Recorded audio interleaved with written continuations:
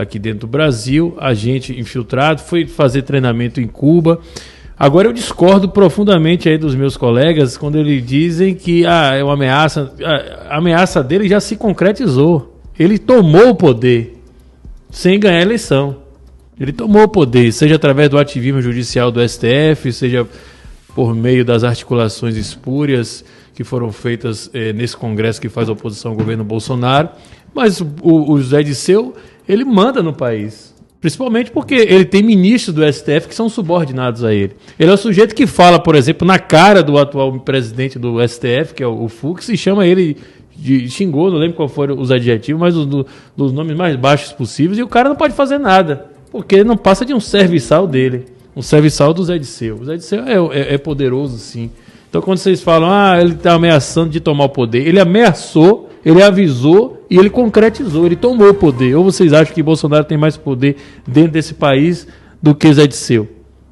Zé Dirceu tem mais poder do que ele. Zé Dirceu tem alguns dos ministros do STF no bolso dele. No bolso não no sentido financeiro, mas porque que agem como espécie de capangas dele. Olha o que você falou, vai ser matéria de site de notícias amanhã aqui. Não, isso daí é público e notório, não estou falando nenhuma novidade aqui. Não estou falando absolutamente nada que todo mundo já não sabe. Que se alguém não sabe disso, então realmente fica difícil, né?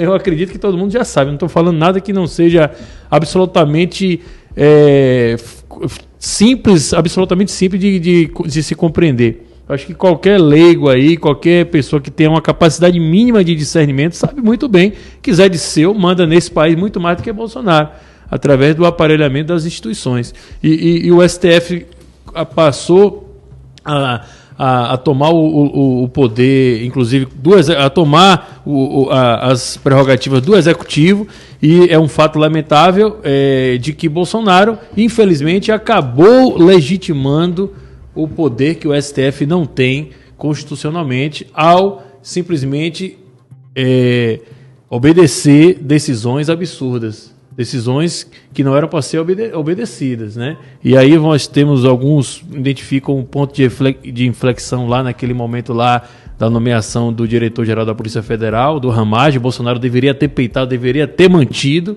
Aí ele deu o grito, acabou porra, e depois recuou, percebeu que não tinha o apoio dos generais Melancias, alguns deles também subordinados ao próprio Zé Dirceu. Essa que é a grande realidade. Né? Direta ou pelo menos indiretamente, né? Foram generais que foram promovidos nos governos tucanos e petistas, sob a aprovação dele.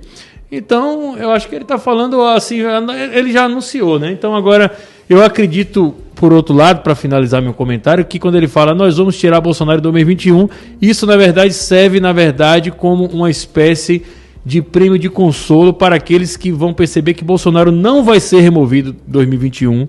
Pelo contrário, Bolsonaro vai cumprir o mandato dele, provavelmente vai até se reeleger se ele for candidato, mas também porque não é interesse do Zé Dirceu remover Bolsonaro do poder nesse momento. Ele não é mais obstáculo, muito pelo contrário. Ele já tomou o poder e, inclusive, a presença de Bolsonaro na presidência da República serve para anestesiar uma parcela significativa da nossa população que não sabe interpretar isso.